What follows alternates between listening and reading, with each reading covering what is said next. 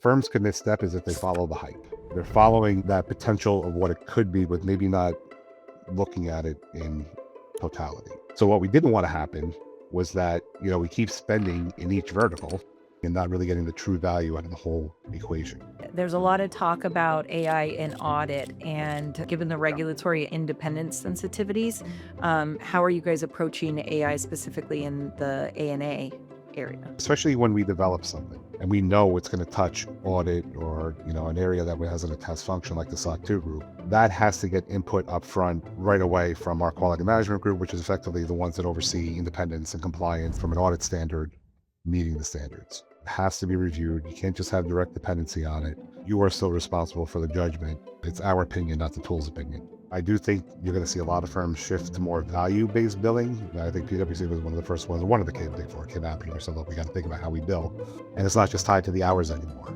right? It's going Yeah. to be tied to the output and the quality and what you provide and the value, not how many hours it took, type of situation. Welcome back to the AI Native Accounting Podcast. I'm your host, Casey Johnson, principal at B Radical and executive director of the AI Native Accounting Foundation. Today, I am joined by Tom DeMayo, partner and national leader of technology industry services at PKF O'Connor Davies, one of the top 20 accounting firms in the country. Tom is one of the co-leaders of the firm's AI effort, where they have built what, quite frankly, I describe as one of the most deliberate and architecture first approaches to AI adoption that I've seen in firms. So he's also got an unusual background for someone in this role, as he came up through cybersecurity before moving into AI leadership, which gives him a lens on governance and risk that I think most firms are only starting to develop. So, Tom, thank you so much for being here. Welcome to the show. My pleasure. I appreciate being here. So why don't we start? If you could ground our listeners a little bit about PKF. I'm sure they've heard those initials, but maybe give us a quick snapshot of the firm, size, client base, the kinds of services that you guys do. Yeah. So PKF O'Connor Davies been around for quite some time, since about 1890 or so, give or take, over 100 years. Uh, and I've been with the firm personally since 2004. So, when I started, it was actually a 40 person firm in downtown New York. So we've had quite the growth path over the years, right? Myself as well. When I started, it was help desk. But, at the end of the day, PKF O'Connor Davies, full-fledged audit tax advisory firm. We service very much the small to mid-market, all your major niches, whether it's healthcare, hospitality, not-for-profits, private foundations, M&A type support. We pretty much cover it all. And how many, you guys started at 40. Wow. How many employees are you at now? We're almost about 1,800 at this point, Wow. That's and growing, incredible. and growing fast. Yes, absolutely. Our mutual friend Jennifer Catroya just joined the crew. Right. So, Yeah, she's yeah, great. Great. she's amazing. So, you came up through cybersecurity, and now it seems, I'm sure, much of your job is focused on AI leadership. How did that path shape? Because we all see different emerging techs come over the years, and there's similarities in some of those, but I feel like AI is just a little different than maybe cloud was 15 years ago. Yeah, so I mean, kind of like what I said, when I started, I was help desk. And then I want to say around 2007, that's where I started to do that transition to, I want to say cybersecurity, because, working for the firm, this is when they themselves were trying to go electronic with work papers. And, they kind of realized that, hey, we don't understand these systems. We kind of need someone to help with that process. And I kind of got tagged to facilitate that. And then from there, I kind of just kept going, and the firm kept growing, and opportunities present themselves. And, I kind of went from being internal to fully external, right? Building the cybersecurity practice, and then getting from there. But, I've been here for quite some time. So, when it comes to tech, I've always kind of been one of the guys to go to talk to about technology and what's going on. A lot of trust, that because of the fact that I've been here.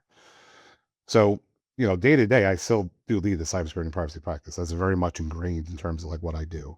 But, the firm was at that point of inflection where, they knew they needed to do something. They wanted to modernize, and, they were looking for someone that could help drive that process.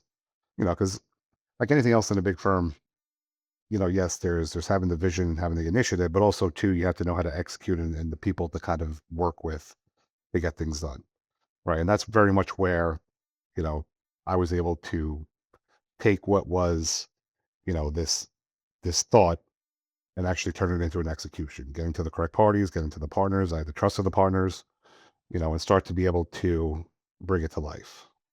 And I've heard you describe PKF's approach as architecture first, which really just was such a great anchor for me because it seems to me that a lot of firms are just, they got a lot of FOMO, they got a lot of pressure, especially, maybe if they're PE backed. And so it's more about just implementing a tool and not even trying to define the problem first. But you go even a layer deeper in your architecture first approach. And we talked about, like, my first response to Tom when I met him was, this is so much more of a holistic approach. I love this.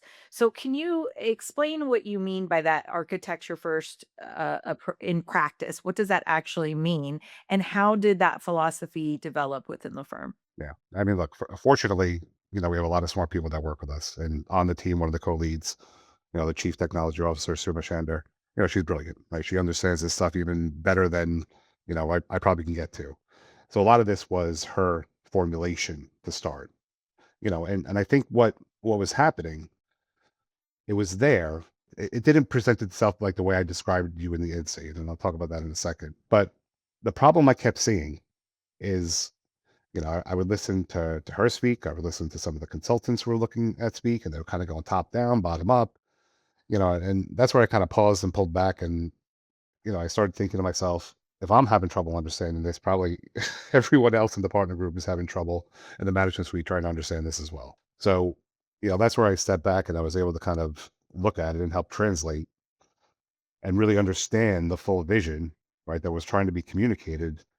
But, we always kind of knew we wanted, at least what we went to for now was ChatGPT. We wanted that to be our foundational LLM. And we wanted to use that to kind of build off, So we always had that notion of this would be the base, and we would tap into the applications to try to build out that effective layer. Now, I think as things kind of, over time, I think I started to understand a little bit more what that layer was. Right. It wasn't just the connection point. It actually became the data and the intelligence. Right. So it was more than just thinking of it as OpenAI. I mean, this was fundamentally going to be all of our training and our thought process. And when I say training, like knowledge rules, do this, do that type of thing, and execution levels, so on and so forth. But that was effectively going to be our essence. Right. That was effectively going to be what makes PKF PKF. And then I started thinking about it more because, like I said to you when we were first talking, all these conversations are tool and result first. That is the conversation. It's like, here's the tool, here's the percentage efficiency you're going to get. You do a demo, you see everything kind of work perfect, and it's like, magic, great, it's going to solve all our problems. But it never really talked to the internal, the process, the data layer, and those types of things, right? So it was missing a big part of the story. And then I started thinking to myself, why does really no one ever talk about that layer? Well, I think automation and efficiency sells a lot better than you start talking about just intelligence and that component, right? So it's much more of a marketing thing. But at the same time, I started saying to myself, if you go with some of these third party tools, and look, everyone has their own path, and everyone, I don't think there's any right or wrong at this point because I don't think anyone knows how it's all going to play out, right? But I started realizing that, if you go with a third party tool, fundamentally you have to have that layer, right? AI and all that stuff to work well, you have to have that knowledge layer, right? Otherwise, this is fundamentally not going to work. You're almost going to have almost like dumb agents type of thing, right? Very, but no knowledge behind it.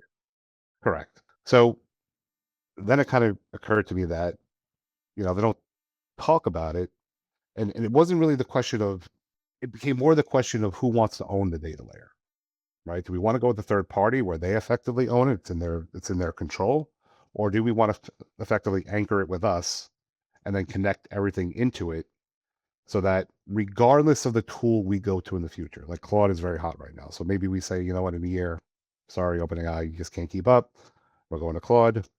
We haven't lost that essence of us and all that effort that we put into that knowledge layer. We're just swapping out and now putting something else in. Yes, you have to do the recompute, but effectively that essence, that us, that PKF soul lives within that, right? And we own it and we compound it over time with, the understanding that yes, initially that knowledge layer as we build out, The direct value is going to take time because it has to compound, right? So seeing the benefit of that day one is not going to occur. That's going to be year two, year three, as we start to learn more and we start to understand more and we start to have that visibility across. That's when it's going to start to really, become an asset in and of itself. But in the interim, we'll start getting the, automation, right? We'll start getting the efficiencies, but not losing sight of that data layer. Right, but as the models improve and learn that, it's only gonna compound.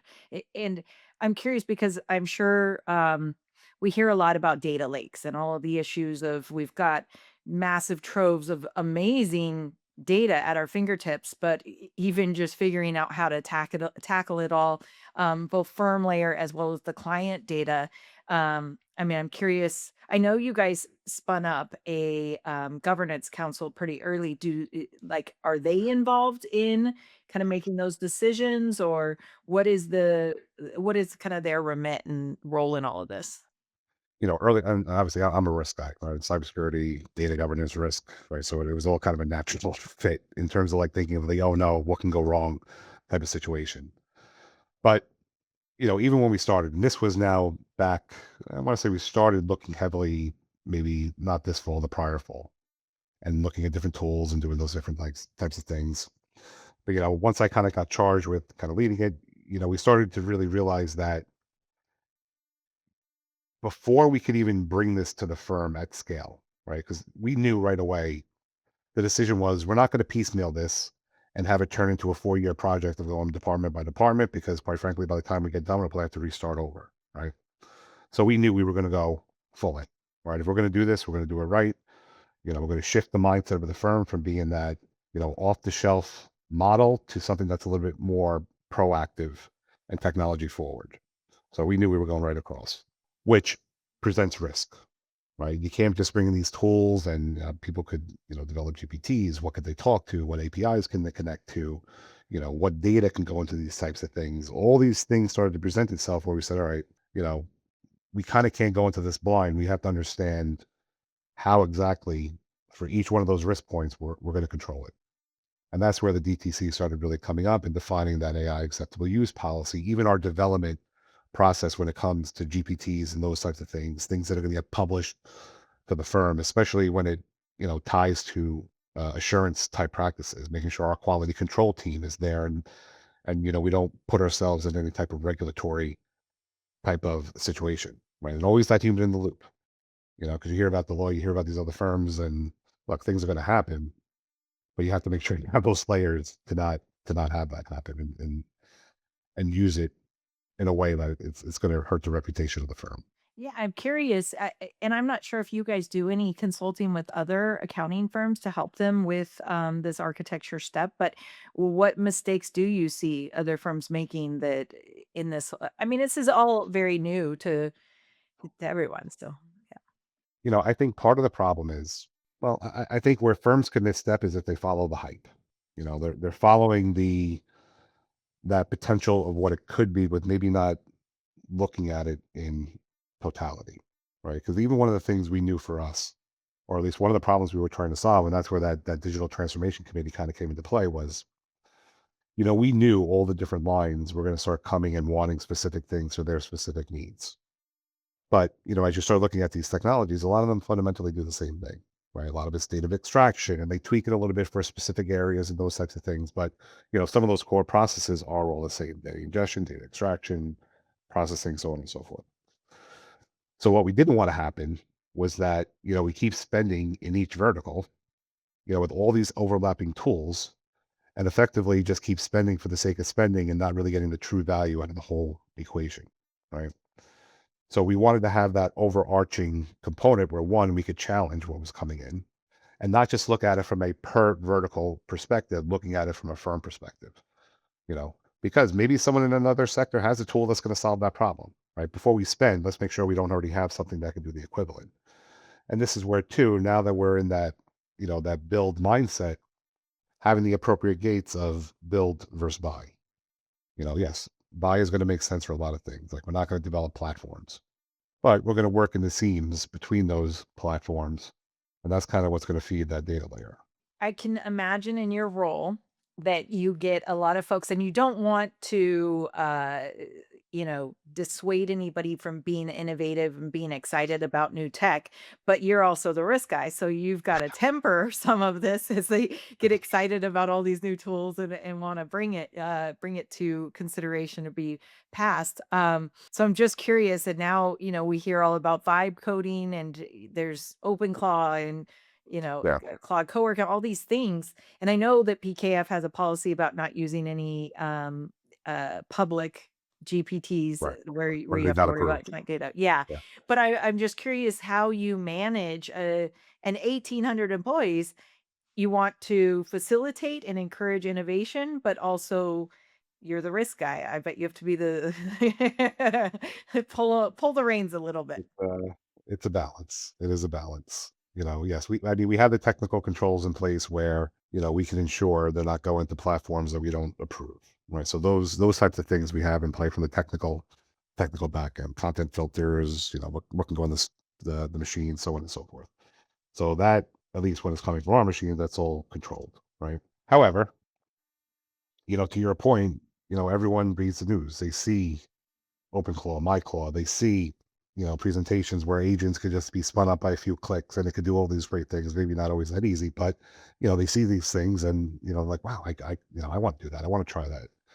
Can we, touch Copilot? Can we touch Claude? Can we do all these different things? And that's where, unfortunately, again, as part of that role, we have to kind of step back and, is that really going to be part of the solution? Or, can OpenAI in and of itself, or is it coming with that where maybe let's not invest the time in that particular area. Let's see what we got and work with what we have because we made the investment.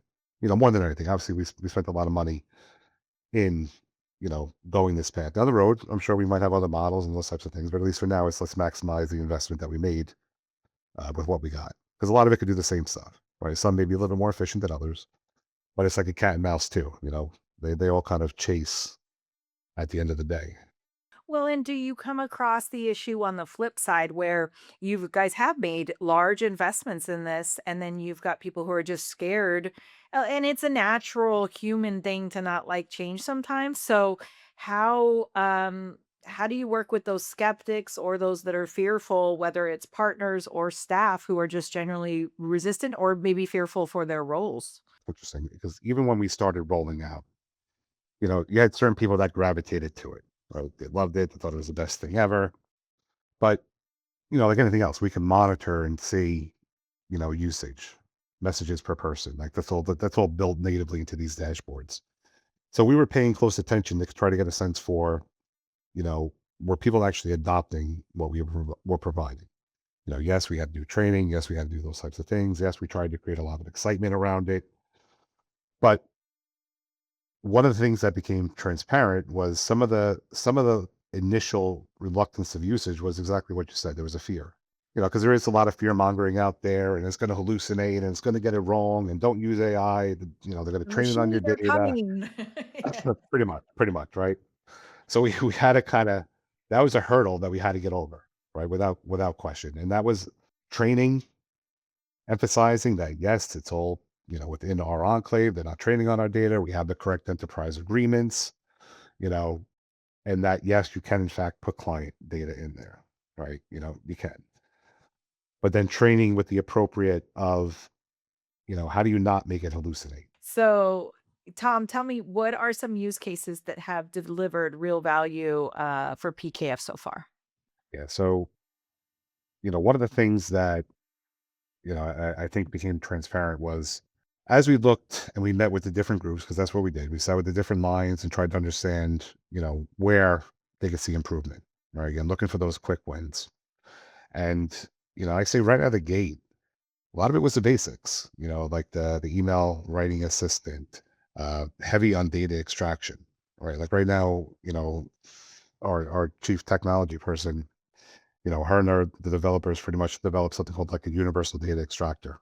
That's kind of agentive, but the implications of that, because it really touched on so many of the use cases across the different areas, becomes pretty significant.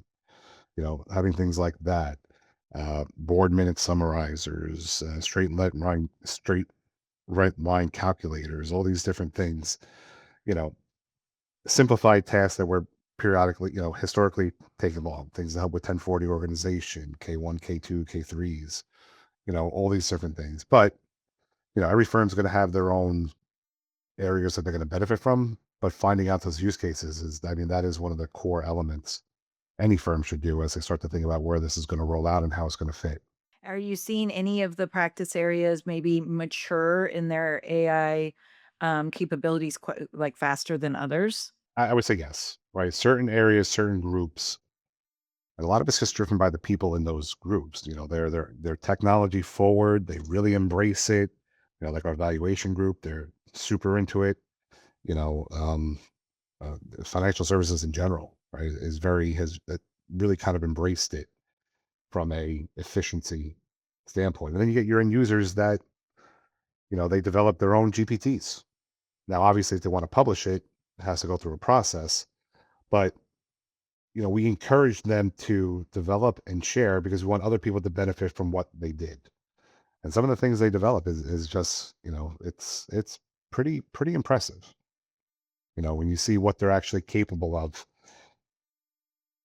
in solving their own problems. And that's where you start to see the real value because they've embraced it. Right.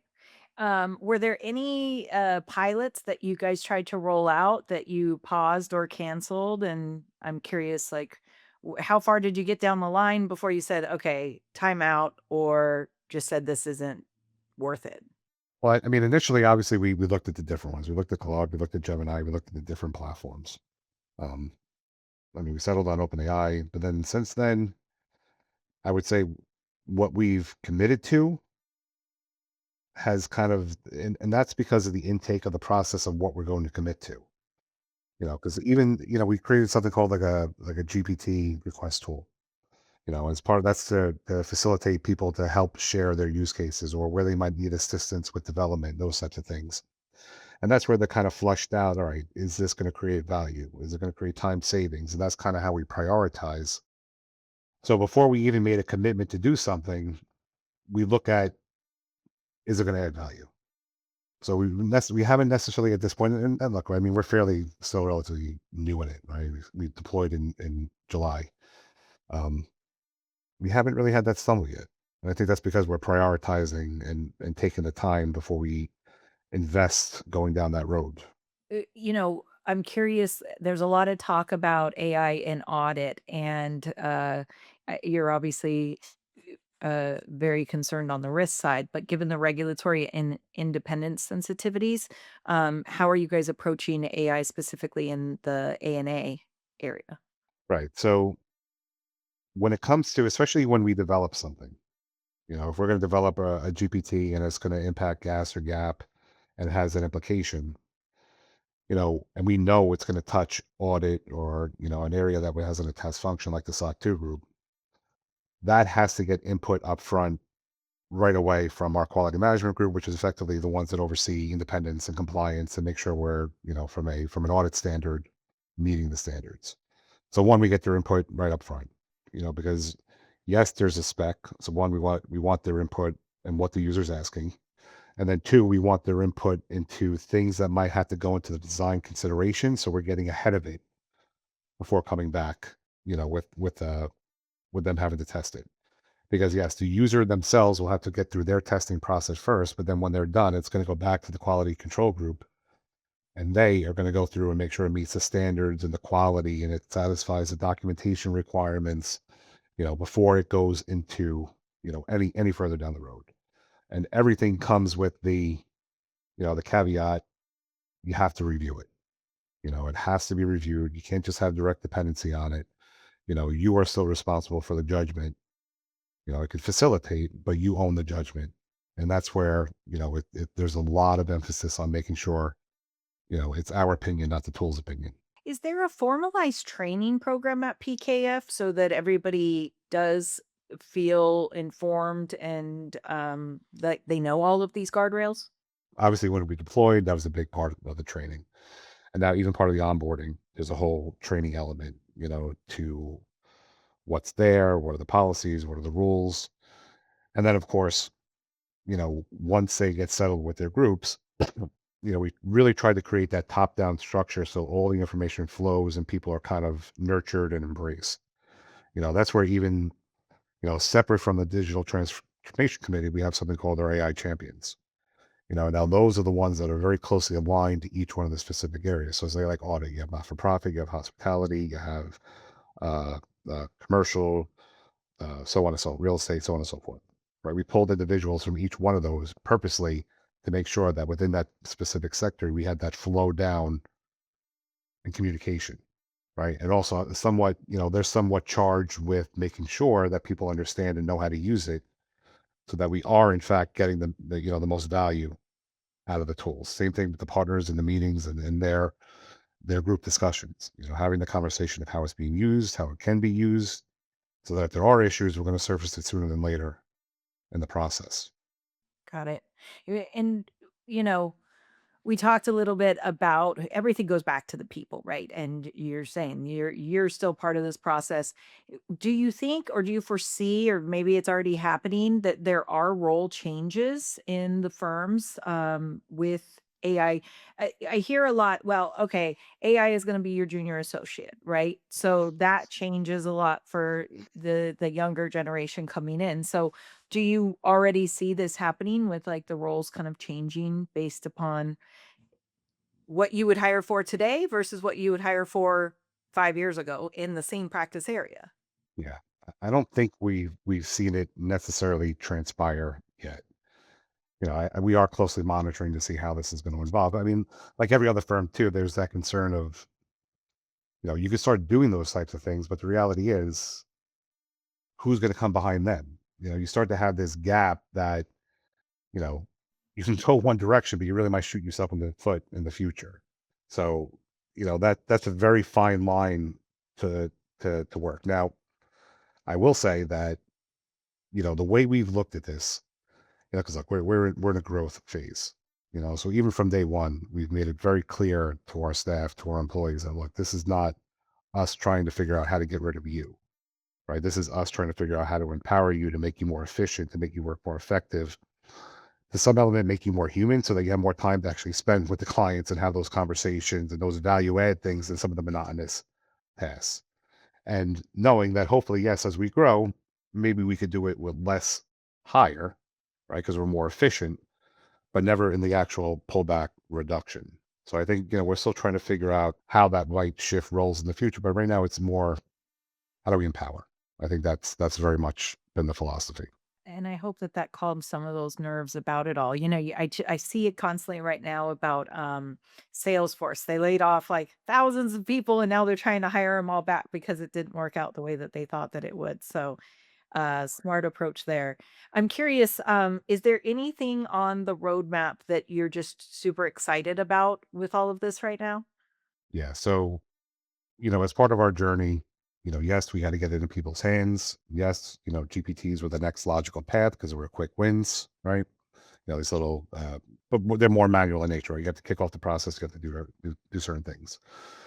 Part of our real next roadmap is going to be moving into that agentic type processes where now you start getting more automation of the workflows, the orchestration, human in the loop components, but really starting to bring it together and building out that knowledge layer. That is the next key part of our path, which, you know, it's going to be aggressive, but exciting at the same time. It is exciting. I'm curious if there's any whispers internally or if you guys are actually hearing anything from clients about like fee pressures because of use of AI. We all saw like, the The PwC, KPMG yeah, grant one of burden. them. Yeah, yeah. Right. It hasn't happened yet. And I mean, we'll see how the industry responds. It's a tough situation because, to the obviously we're in the professional services. So to the client, yes, we might be using these tools, but that comes at a pretty significant investment behind the scenes Yeah. to be able to deliver that product and that quality. So, I don't know how that's going to play out. I do think you're going to see a lot of firms shift to more value-based billing. I think PwC was one of the first ones. One of the big four came out pretty much said, "Look, we got to think about how we bill." And it's not just tied to the hours anymore, right? It's going to be tied to the output and the quality and what you provide and the value, not how many hours it took type of situation. it's a long time coming. This has been It coming for, is. you know. It is. I know that we have a lot of listeners that maybe aren't at as large of a firm as PKF doesn't have as much resources. If you were talking to a managing partner of a small to mid-sized firm, what's one piece of advice you would give them as they try to map out their AI strategy? I think the key thing is that, don't run from it, but embrace it, right? With the correct guardrails. So I think one understanding, or at least starting to build that into your process up front. Don't try to bolt it on afterwards, because that's where you're going to get yourself in trouble. If you're going to go in, you need those guardrails and understanding of what can go wrong up front so that you get ahead of it. And then it's more just about adoption and people embracing the efficiency without, that overarching risk of something seriously going wrong. Because that could derail the entire value proposition if something significant happens where, maybe they do publish something and it's completely AI driven and it's completely false. And, those things have a way to carry to the wrong places, right? And then it's a reputational damage. Yeah, and I mean, I would recommend too, if they don't have a Tom on staff, like you don't have to try to figure this all out yourself. There's tons of consultants and experts out there in the space. Bring them in to help. You Yeah. don't But have to try to become the SME yourself. no, no, I mean, look, there's more. I think even for us, I guess we're going to use, you don't know what you don't know. A lot of people don't know in this area. A lot of people are still trying to figure out. So the more you can connect, the more you can talk and have those conversations, the better off you're going to be. You know, there's 100%. there's there's definitely no one guaranteed path at this point. We're all kind of hoping You're for the figuring best. it out. Well, last thing before I let you go, we always do a quick lightning round with our guests. Short answers, honest takes. What is one AI tool that you use personally that you could not imagine living without? That was interesting. So, right after the whole, I mean, I did developing coding in college and those types of things. And then I was good at it, but then I realized that I don't want to chase semicolons for the rest of my life, right? Trying to figure out where it broke. So I'd gone away from that. And even now, like if I need certain things developed with the teams, I let the team develop it. I don't really get involved. I know what I want, but I don't have to get involved with it. Then I was talking with one of these law firms, like, having these conversations, understanding how they're using it. And they actually, and I didn't really know about it. This is when Claude Cowork had just come out, right? And that kind of really piqued my interest because I was listening to what he was doing and how simple it was. So I said, all right, let me give it a try. And the things that I was able to do and start creating with just direction, blew my mind. So like even like now, it's like all these problems and all these wishes that I wanted for the group in terms of like utilities and how I would want something to flow or architect. Well, now I'm building it. I'm sitting there telling it exactly what I want, thinking about the features, how I could embed AI into the whole process to make it intelligent. That's been like nonstop for the past 3, 4 weeks. I hear from so many creating, people that they're creating. doing it just because it's fun. Yeah. It's incredibly creative and it's it's weird. You get to express yourself in a way, at least as a computer guy. You get to express yourself in a way without the headache of what coding actually is. Yeah. My follow-up question would be how do you stay sharp and on top of all this? I mean, there's so much that comes at you every day. These models are improving so fast. There's product releases faster than anybody can keep up with. So, how do you stay sharp and on top of it all? Well, I think that's having the team. I think that's, having those conversations, talking with other firms, seeing what they're doing, keeping the ear to the floor, you know, it's really all the standard stuff. And I think it's part of it's understanding and being accepting too that you're not going to keep track of it all either, but that's where you have the conversations. Like, once every 2 weeks, we try to get the champions together, which is all the people across the firm. And even then, part of that forum is talking about what we're learning, what we're seeing, what could be coming, how could we do things better. It's that continual education of each other type of situation. Well, thank you, Tom. This is exactly the kind of conversation that I think this community is looking for. And not just all the theory and the press releases, but the practical strategies, the guardrails, the Yeah. tempering teams, and the applications. So uh, I love your architecture first before the tools mindset. So kudos to the PKF team. And thank you for just being so honest. So appreciate you Oh, taking my the time. pleasure. My pleasure. It was great being here. And to our listeners, thank you for tuning in. You can stream all of the AI Native Accounting podcast episodes on YouTube, as well as your favorite podcast platforms. I'd like to give a special thank you to our founding sponsor, Digits. If you would like to learn more about building an AI native firm, visit digits.com. Until next time, I always sign off with stay curious, stay ahead. But I got to say, for you, this one is strategy before tools, always. So thanks all.